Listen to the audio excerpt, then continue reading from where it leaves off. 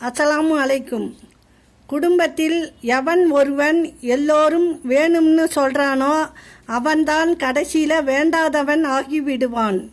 உங்களுக்கு ஒருவருடன் ஒரு மனக்கசப்பு இருந்தால் அதை அவருடனேயே பேசி தீர்த்து கொள்ளும் வழியை பாருங்கள்.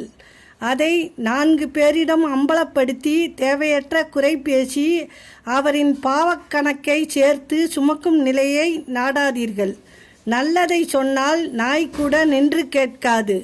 தீயதை நல்லதை என்று நம்ப வைத்தால் பேய் கூட பாய் போட்டு படுத்து கேட்கும்.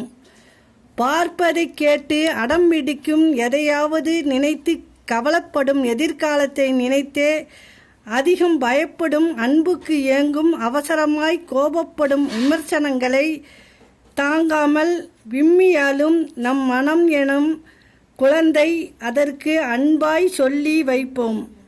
எல்லாம் ஒரு நாள் சரியாகிவிடும். விமர்சனங்களை கடந்து செல். ஏனென்றால் தெரு நாய் எல்லை தெருவின் முடிவு வரைதான். அஸ்ஸலாமு அலைக்கும்.